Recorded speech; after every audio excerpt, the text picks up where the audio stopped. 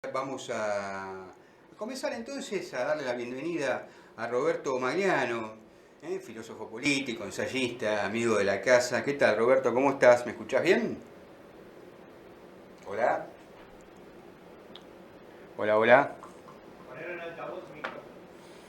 A ver. Roberto. Hola, Roberto.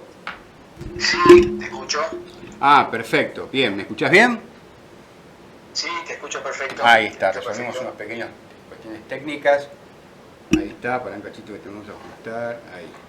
Bueno, te estaba presentando y decía que bueno, vamos a hacer un recorrido no turístico, aunque podría tener algo de recorrido turístico si estuviéramos in situ, sobre la vida y la obra de Federico Nietzsche en relación a las ciudades que habitó y vivió y escribió su obra.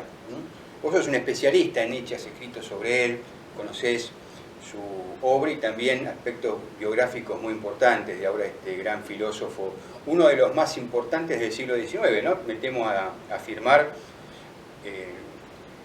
en tu opinión que yo conozco, creo que también es coincidente en este sentido, ¿no? Bueno, buenas tardes. Gracias, Gabriel, por invitarme a tu programa. Un gusto estar ahí con vos y con tus oyentes. Y sí, yo vengo estudiando a Nietzsche hace muchos años, de 1994.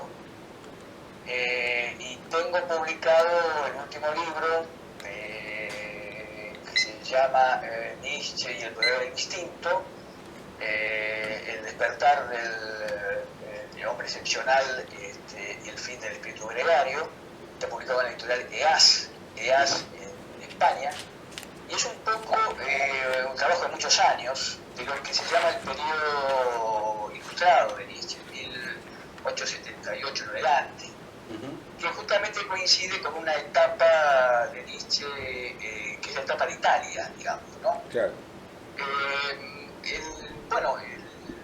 La columna esta que se inaugura ahora de la filosofía, la ciudad de la filosofía, es realmente un tema muy convocante, parte de todo un trabajo que vamos a hacer, y me parece una buena iniciativa hacerlo con Nietzsche, justamente por la actualidad y por la difusión que Nietzsche tiene, que seguirá teniendo Nietzsche.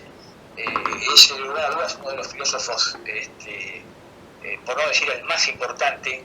Creo que hay tres autores que son decisivos en el siglo XIX, tres autores fundamentales, creo que son los más importantes. Uno es Friedrich Nietzsche, el otro es Fyodor Dostoyevsky y el tercero es Søren Kierkegaard. Creo que son tres autores que han realmente penetrado en la naturaleza humana y el alma humana como no han hecho otros filósofos, ¿no? Sí. Y en el caso de Nietzsche, ¿no?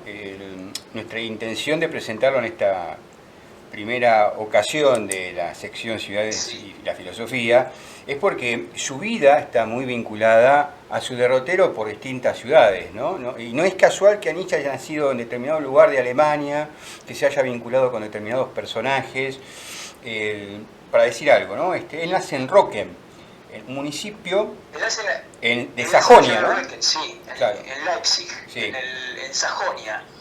Y lo interesante que tiene Sajonia está ubicada digamos, en el sureste, digamos, de Alemania, ¿no? Las dos ciudades más importantes son Dresden y Leipzig. Lo interesante que esto tiene, la región, yo me acuerdo que es un profesor mío de historia hace muchos años, que la región de Sajonia en Alemania representa desde el punto de vista lingüístico la zona más pura del alemán, ¿no? No es casual tampoco de que justamente Nietzsche hiciera estudios de filología, ¿no? Claro.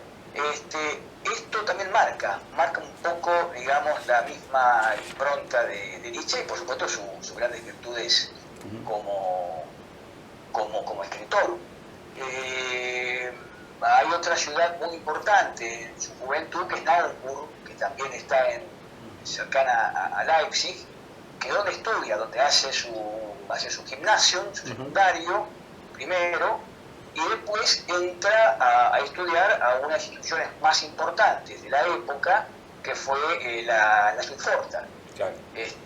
Donde se preparaban los pastores, los que querían estudiar para ser pastores luteranos, se preparaban ahí. Sí. Él estudia teología y estudia filología. Aún hoy esa escuela... Naumburg es otra ciudad también muy importante, muy significativa en la vida de Sí, la vida de permitime hacer una acotación al pie. Sí. Vos mencionaste Forta, que es una ciudad, en realidad es un lugar cercano a Hamburgo, muy cercano a Leipzig también. Y ahí está esa escuela a la que asiste, que es un régimen de internados que aún existe, es una escuela de élite en Alemania, que fue conservada aún durante los años de la Alemania comunista para alumnos destacados, así pequeños geniecillos, ¿no? En las lenguas, en la música, en las ciencias naturales. Y ahí fue becado Nietzsche porque, bueno, obviamente ya dejaba traslucir sus condiciones intelectuales, pero una escuela que aún hoy convoca a un alumnado de élite, ¿no? En cuanto, no tanto en lo económico, sino a lo intelectual, ¿no? Es un alumnado de élite, sí. Tanto es así que el internado que vos te mencionás, al cual Nietzsche accede, en verdad, era justamente para estudiantes privilegiados, digamos, ¿no? Nietzsche realmente fue una mente poderosa, fue una mente prodigiosa que demostró, digamos, su talento de los 17 años, cuando escribe Fatum Historia, Voluntas y Fatum, que son los primeros escritos filológicos, por llamarlo así, que tenía 17 años, ya estaba demostrando realmente su talento. Tanto es así, que cuando va a ser después otra ciudad importante, que fue Bonn, donde va a estudiar, en verdad, teología y filología, pero decide optar por la filología, tanto es así que cuando está preparado para hacer su tesis doctoral, no se la hacen hacer, porque consideraban de que era tan meritorio, digamos, los trabajos que había publicado anteriormente, tan meritorio, que no hacía falta que presentara una tesis doctoral. Claro. Es decir, a ese nivel. Nietzsche tenía realmente un nivel, no solamente de formación, sino realmente de talento, ¿no? Por eso su gran profesor que fue Rizal, que fue, digamos, en una de las autoridades más importantes en materia filológica, llegó a decir de Nietzsche, auguro para este señor Nietzsche los puestos más altos en la filología. En verdad, Nietzsche no le interesaba la carrera académica, ¿no? Pero sí demostraba realmente, primero, un gran conocimiento, sus trabajos sobre Diógenes Laercio también, y demostraba un gran talento, realmente un genio, realmente es un verdadero genio. Por eso siempre es oportuno recordar que las ciudades suelen ser buenos lugares desde el punto de vista así como de caldo de cultivo, ¿no? Laboratorios para los grandes genios, los talentos de la ciencia, del arte. Un contexto, un ambiente cultural favorece, ¿no? Tal vez Nietzsche, si hubiese caído en otro lugar, no hubiese podido desarrollar sus condiciones innatas de la misma forma que en estos lugares de Sajonia. Porque Leipzig y, bueno, vos también mencionaste Dresden, eran ciudades que después a posteriori fueron de las más desarrolladas desde el punto de vista industrial, cultural de Alemania, ¿no? Y que curiosamente después quedan del lado de Alemania democrática, la Alemania comunista, ¿no? Pero regiones muy prósperas, con cierto nivel de autonomía. Por ejemplo, yo recuerdo haber estudiado con que Leipzig fue una de las primeras ciudades con derecho a ser ciudades en Alemania, en la época de la Alta Edad Media, y uno de los primeros lugares donde se difundió la imprenta en Alemania.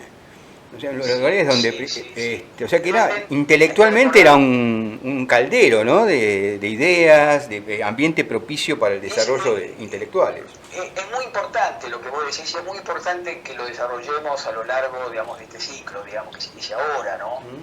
Dresden es una ciudad, una de las más antiguas que tiene Alemania y que sufrió muchísimo los bombardeos aliados. Exacto. También está el otro costado, digamos, ¿no? Y lo interesante de esto que vos señalaste acá es justamente el clima espiritual que una ciudad, o que la ciudad puede tener para un escritor o para un filósofo. Hoy hablamos de Nietzsche, pero en verdad ahí vamos a hablar inicialmente de Camus, ¿no? De la importancia que tuvo Argel, la ciudad de Argel para Camus, por ejemplo. Claro. El cual también podemos hablar en otra oportunidad, ¿no? Es decir, la ciudad puede tener estos dos aspectos, o te atrapa para mal, por decirlo así, o significa un caldo de cultivo fundamental. Por eso, en la música, por eso alguien dijo por allá, creo que era Balzac, de París, que París, digamos, para abrir las puertas de París hay dos maneras: o tenés dinero o tenés talento, o sos un genio. Es decir, se lo decía Chopin eso.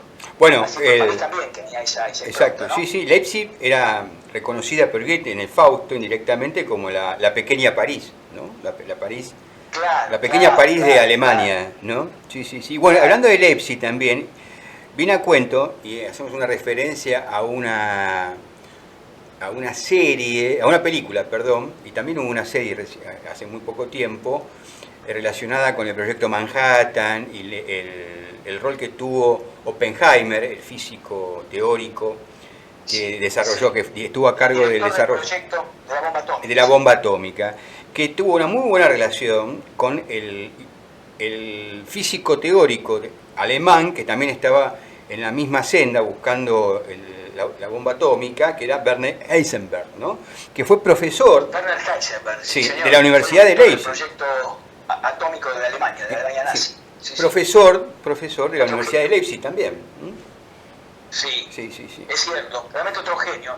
En general, o sea, entre el siglo XIX y el siglo XX, sobre todo el siglo XX, que yo estoy estudiando mucho ahora, es la gran generación y la última gran generación del pensamiento de la ciencia y de la filosofía, ¿no? Y es Alemania, ¿eh? Es Alemania. Hay grandes figuras en Francia, hay grandes figuras en Italia, pero creo que el corazón de la ciencia y del pensamiento del siglo XX, ¿no? Del pensamiento, de la filosofía y de la ciencia está en Alemania. Bien, y sigamos en un poco el recorrido. En esta segunda mitad del siglo XIX, ¿no? Sí. No, sigamos un poco ahora el recorrido por las ciudades de Nietzsche. En Bonn, como vos decías, estuvo muy poco tiempo, un año, ¿no? 2 años, no más de eso, en la Universidad de Bonn. Sí. Después se va a Leipzig. Y una ciudad que le va a traer consecuencias a él a futuro. Vamos a hablar un poco más en detalle de su final, pero una ciudad por la que también pasó fue Colonia, en Alemania, donde algunas investigadoras han descubierto últimamente que la tesis, o la hipótesis que había, mejor dicho, la sospecha de la muerte de Friedrich Nietzsche de sífilis es bastante fidedigna, cierta, y aparentemente, por algunos estudios cronológicos y por la deriva que ha tenido la enfermedad en Alemania en el siglo XIX, parece que eso ocurrió en Colonia, ¿no? O sea que para Nietzsche el paso por Colonia... Sí. Algunos, otros lo han atribuido por ahí, digamos, por su viaje a Mesina, pero ya estaba más avanzado. La enfermedad de Nietzsche supuestamente sí está vinculada con la sífilis. Digo supuestamente, ¿por qué? Porque en verdad es cierto que hoy, digamos, su enfermedad está vinculada con lo que puede haber sido la sífilis, pero también vinculada con el arrastre familiar, digamos, ¿no? Su padre muere de lo que se llamaba entonces reblandecimiento neurológico, digamos, y eso puede tener consecuencias genéticas en Friedrich, ¿no? Pero no así su hermana no tiene esos signos, ¿no? No, claro. Así que por eso puede haber sido a lo mejor proveniente de lo que se llama una neurosífilis, ¿no? Una afectación neurológica por obra de la sífilis. Sí, eso es un gran tema, Nietzsche. Sí, en la última etapa del desarrollo, la enfermedad pasa por 3 etapas. La última, donde los bacilos se alojan en el cerebro hasta que logran vencer la resistencia física del cerebro y se esparcen, claro. donde empiezan a producirse esos ataques demenciales, ¿no? De los que experimentaba Nietzsche, ¿no? Y si uno busca las fotos de Nietzsche enfermo, son realmente patéticas, realmente son terribles. A mí me causa realmente una conmoción muy grande verlo cómo estaba, ¿no? Ellos están en internet, ¿no? Claro. Y Roberto, pues estamos hablando con Roberto Mariano sobre las ciudades de Nietzsche, de Friedrich Nietzsche, y bueno, estas son las ciudades, su paso por Colonia, por Bonn, por Leipzig, su nacimiento en Rocken, en Hamburgo, su formación inicial, y hay toda una etapa de Nietzsche en Italia, ¿no? Donde desarrolla buena parte de su obra. habría que saltar a Basilea. A Basilea. ¿Qué pasó en Basilea? Sí, él es profesor. Ajá. Él en Basilea es una ciudad, aunque parezca mentira, muy importante, fue muy importante, Sí, sí. hasta que, digamos, económica, financieramente, por decirlo así, que está ya en el límite con Alemania, en el norte, ¿no? Uh-huh. Él fue profesor ahí 10 años. Y desarrolló una carrera, ahí publica, digamos, después el nacimiento de la tragedia. Uh-huh. Él desarrolla su carrera docente, su carrera filológica, ¿no? Uh-huh. Que luego se expresa fundamentalmente, como te decía, en el nacimiento de la tragedia, que es un texto que, en fin, no fue suficientemente bien recibido, por algunos sí, por otros no, sufrió críticas muy duras, porque ha sido una lectura, digamos, distinta a la lectura filológica oficial, por decirlo así, ¿no? Que es justamente la relación entre lo apolíneo y lo dionisíaco, donde se le da más importancia, o se le da tanta importancia a lo dionisíaco como al apolíneo. Pero bueno, Basilea tiene esto, que Basilea era que después se cansa, digamos, de Basilea.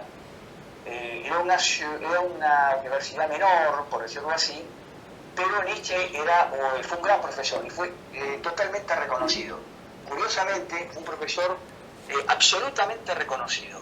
Tanto es así, el aprecio que le tenían, que cuando él ya está un poco harto de Basilea y ya algunos síntomas de la enfermedad empiezan como a manifestarse, digamos, signos de enfermedad se empiezan a manifestar, él pide una licencia, dice, yo me quiero licenciar, que creo que puedo transformar en jubilación, y la Universidad de Basilea se lo concede.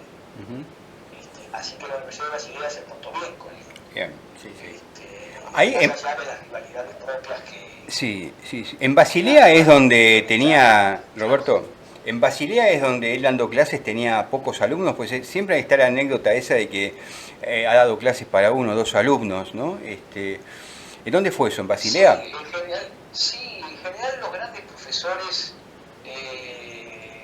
digamos, siempre hubo una rivalidad entre grandes profesores que tenían enormes alumnos, Hegel es el caso, para psicólogos en la época, y profesores como Schopenhauer que no pasaban de 4 o 5 profesores, 4 o 5 alumnos. Claro. Pero a Heidegger también le pasó. Había cursos de Heidegger que tenía 10 alumnos, 20 alumnos, entonces no es significativo, en el caso de algunos cursos puede no ser significativo el número de los alumnos, sino, digamos, el nivel de la exposición, claro, o el nivel de lo que se está estudiando. Por eso lo hacen para grupos muy reducidos. Claro. ¿No? Pero sí, Basilea lo reconoció, siempre lo reconoció como... Después se todo el tema de la guerra franco-prusiana, en medio, ¿sí? Para cómo, digamos, Nietzsche parece que es más o menos el momento, parece como si puso la guerra franco-prusiana en 1870-1871, resulta que renuncian a la nacionalidad alemana para ser suizo, y se hace camillero,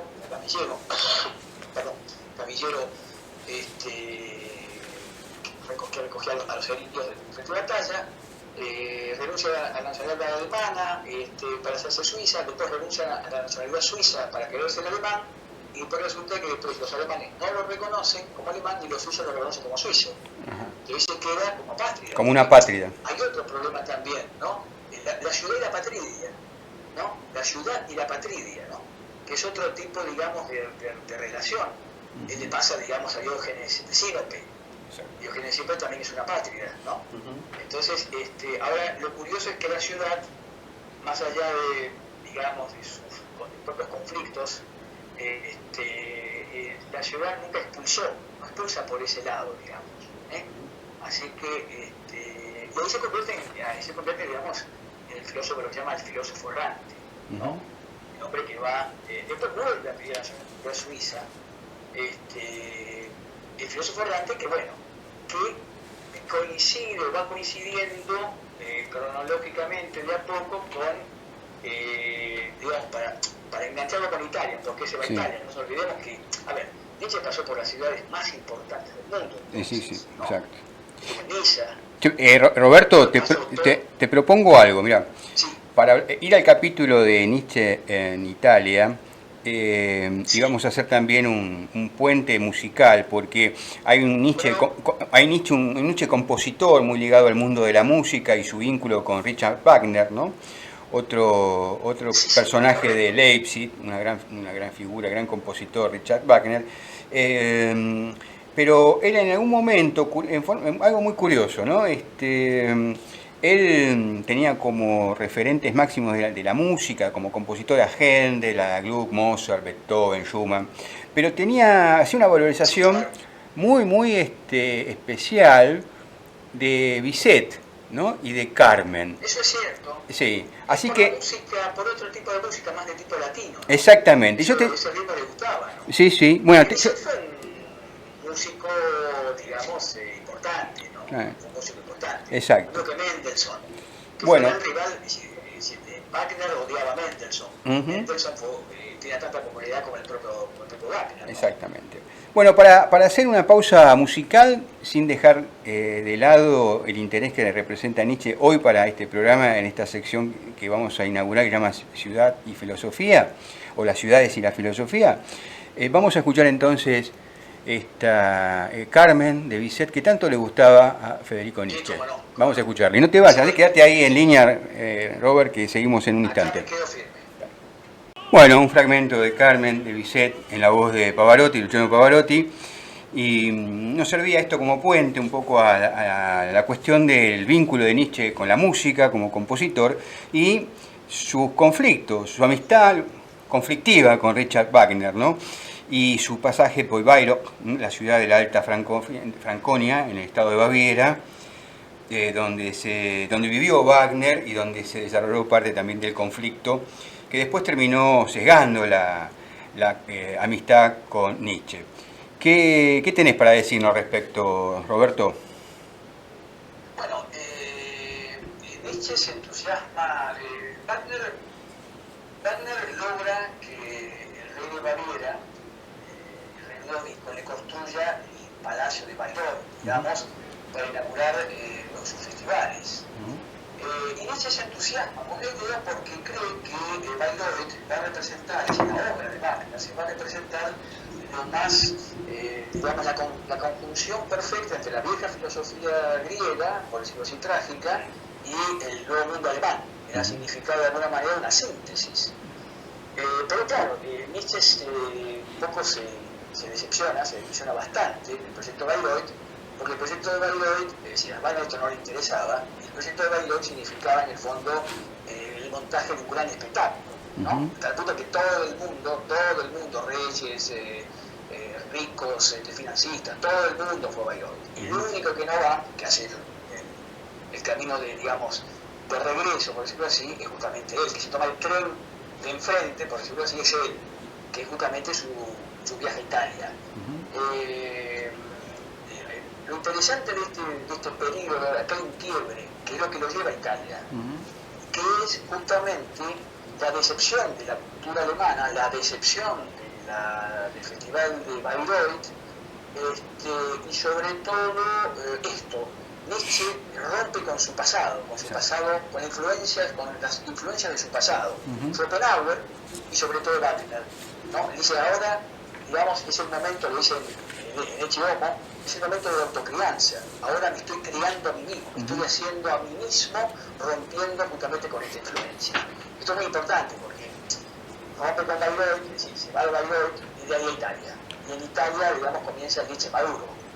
Entonces así que empieza a pergeñar en Italia, en 1876 está esto, empieza a pergeñar el primer libro de este periodo, que es Humano demasiado humano, ¿no? Roberto, hay ahí algunas versiones que dicen que el enojo de Nietzsche para con Richard Wagner es producto, y yo creo que tiene conexiones también con su pensamiento filosófico y sus búsquedas filosóficas de Nietzsche, porque él descubre en Parsifal, que se estrena justamente en Bayreuth, la influencia del cristianismo, ¿no?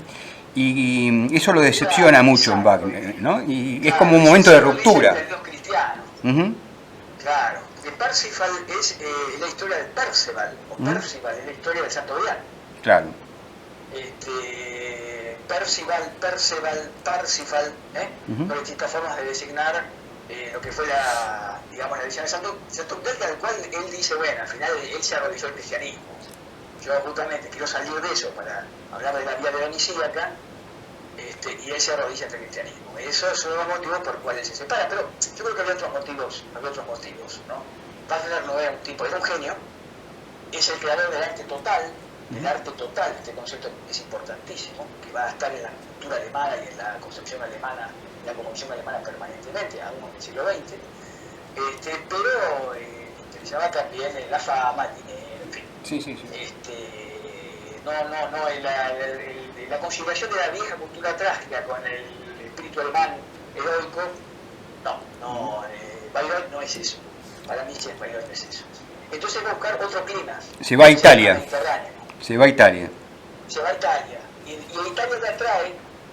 Italia le atrae justamente su clima mediterráneo, su calor, su sol, su mar, ¿no? Muy vinculado tal vez con sus viejos estudios y su vieja ascripción, digamos, a la cultura griega, ¿no? A la cultura griega y a la cultura presocrática. Exacto. Entonces empieza a amar la cultura mediterránea. Como España, también interesa España, pero España no llega. Entonces hace el periplo, porque es como una peregrinación, realmente si uno quiere, haciendo el viaje de Nietzsche, recorre Europa. Exacto.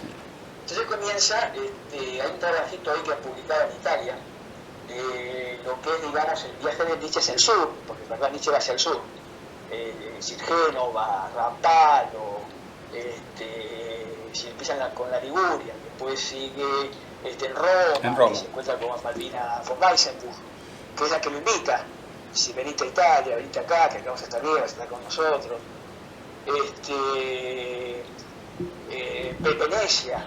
Venecia, que es infaltable, después Nápoli, Sorrento, que también es Nápoli, hasta llegar a Messina. Y ahí va concibiendo lo que es esta obra y la primera parte después sí, de lo que es Zaratustra. Claro. Pero eso fue en la zona de la Liguria, en Génova, ¿no? En Rapallo. Ellos en Rapallo. Rapallo es Génova, exacto. La Liguria. Exacto. ¿No? Entonces, después se reencuentra en Roma con Paul Rey, otra personalidad muy importante en la vida de Nietzsche, la influencia de Paul Rey. Paul Rey era psicoanalista, era psicólogo, digamos, psicólogo en ese momento. Y toda la influencia de Italia tiene que ver con este tema, ¿no? Él no aprende italiano, él nunca aprende italiano. Ajá. Entiendo que se comunicaba entre italiano y él hablaba en alemán. Exacto. Pero él no aprende italiano, él vivía en una pensión, con una señora que le hacía la comida, le hacía tenía una habitación, le hacía la comida, todo, ¿no?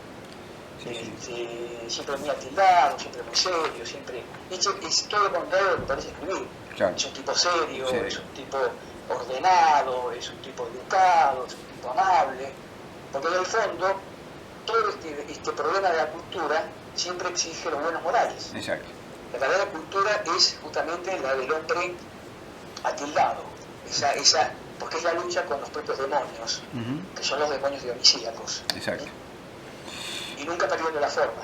Italia es muy importante porque empieza a concebir estos libros, que empiezan a constituir el Nietzsche auténtico, el Nietzsche, digamos, maduro, de la madurez, ¿no? Después, si no podemos olvidar, después de Italia, no nos podemos olvidar de Sils Maria, en la Alta Engadina, también en Suiza, en Saint Moritz, cerca de Saint Moritz, donde en las alturas, en el aire frío, terrible de las alturas, concibe el eterno retorno de lo mismo. Exacto. Fue a Niza también, ¿no? Es decir, fue ciudades importantísimas. Todos dejaron una impronta, ¿no? Y él concluye la primera parte de Así habló Zaratustra en Rapallo. Lo curioso, hay un dato muy significativo, que el mismo día que escribe la última página de Así habló Zaratustra, un manuscrito obviamente, el día que finaliza el manuscrito se entera de la muerte de Wagner. Mirá que las vueltas que tiene el destino, ¿no?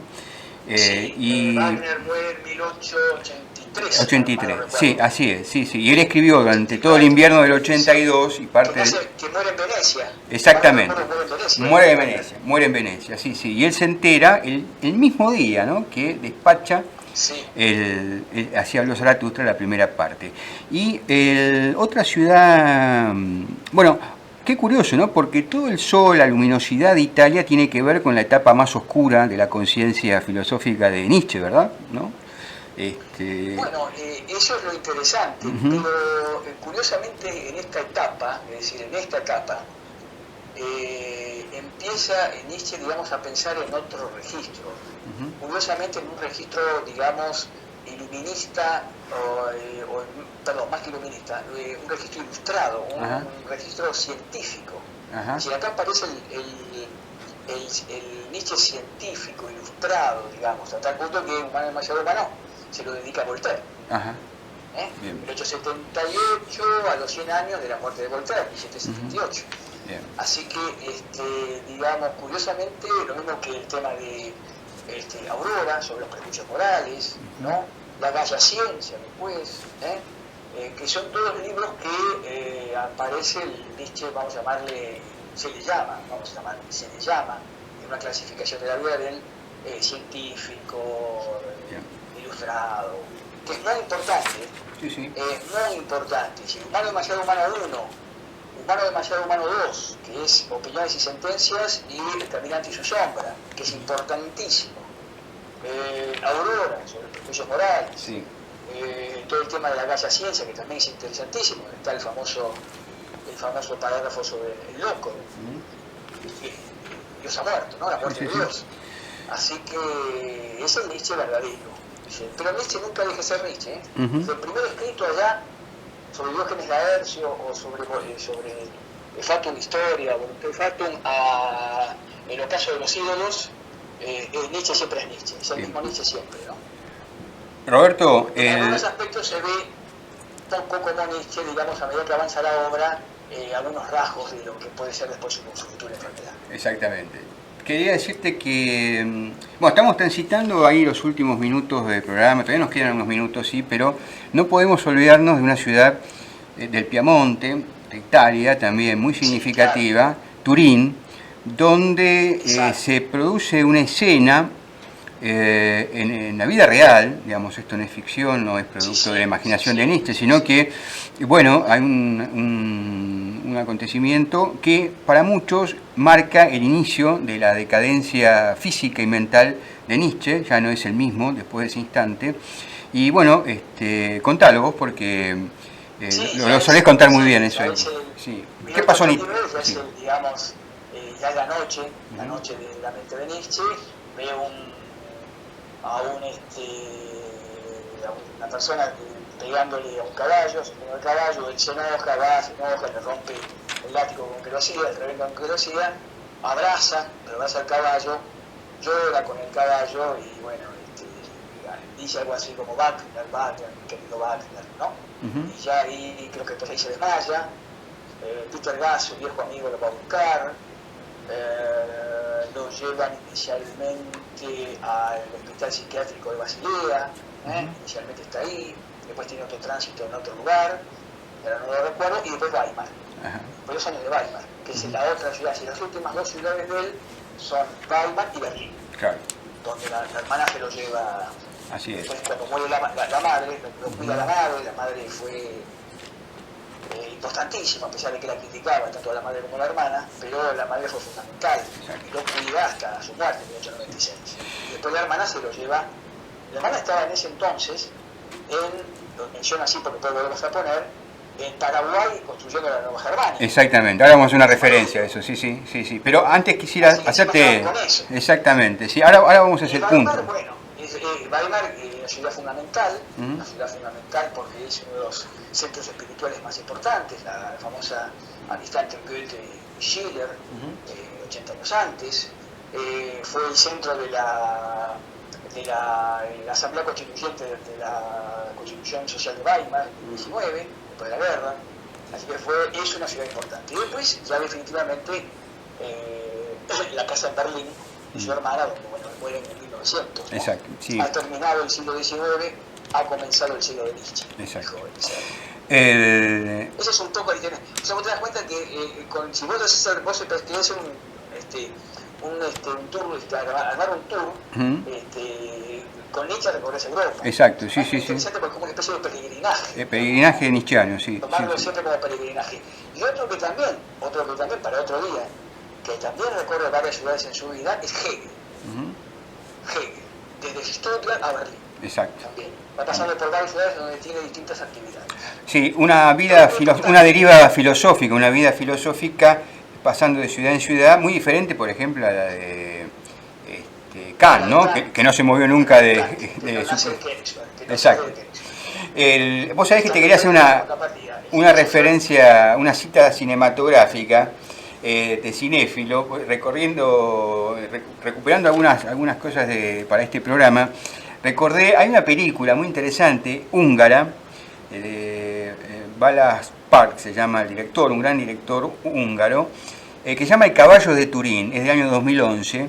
Es un film que fue premiado en el Festival de Berlín, muy, muy interesante, un cine de director, de autor, ¿no? Y justamente se llama El caballo de Turín porque la historia es la historia, digamos, de lo que sucede con la persona, digamos, el dueño del caballo y del caballo, después que lo deja a Nietzsche, que le pegó al caballo, lo que lo estaba fustigando, cuando vuelve a su casa en las afueras de Turín, ¿no? En una casa de campesinos, ¿no? Muy interesante. Sí. No conozco la película. Sí, se llama El caballo de Turín, ahí para los amigos de Imago Urbis que la quieran ubicar. Es un film húngaro del 2011. Hay mucho material porque el autor es un autor, creo que es de los últimos directores europeos, esos directores de tesis, de autor, ¿no? El cine de director, Sí, sí. ¿no? Y es muy, muy buena, con unas fotografías, unas imágenes, unos planos increíbles, tiene una técnica cinematográfica excepcional. Y bueno, vos mencionabas, ya te voy a ir despidiendo, pero sobre el filo de este último paso que vamos a dar ahí, recordando a Nietzsche y las ciudades, vos mencionaste la Nueva Germanía, ¿no?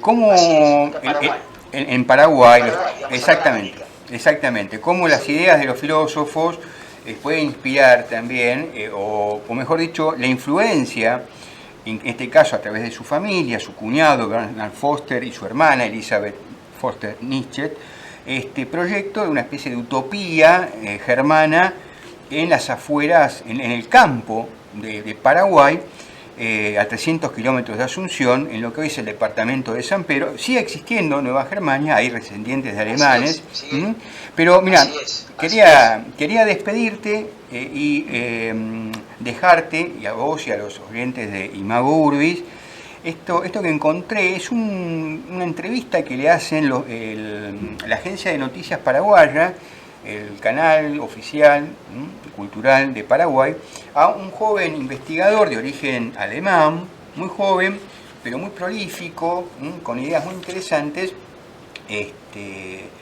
Su tesis doctoral, la de Jonathan Kurzweil, es un alemán que está dando clases ahora en Sudáfrica, en el departamento de antropología, él es antropólogo de la Universidad de Free State en Sudáfrica, y en este fragmento él explica, obviamente hay una pregunta de los colegas paraguayos acerca de los vínculos que tenía Elizabeth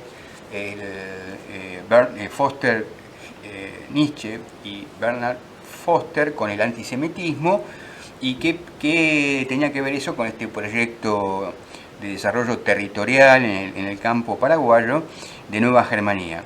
Y me parecieron unos breves minutos. Bueno, aprovechamos, te despedimos, te damos muchas las gracias, Roberto. Ahí lo tenés, Bueno, ¿está preparando? Las gracias son gracias a vos, gracias a los oyentes por habernos escuchado, y te puedo decir hasta la próxima ciudad o hasta el próximo viaje. Hasta la próxima reflexión filosófica en alguna ciudad. Bueno, gracias. Así es. Bueno, vamos a escucharlo entonces ya sobre el filo del final del programa.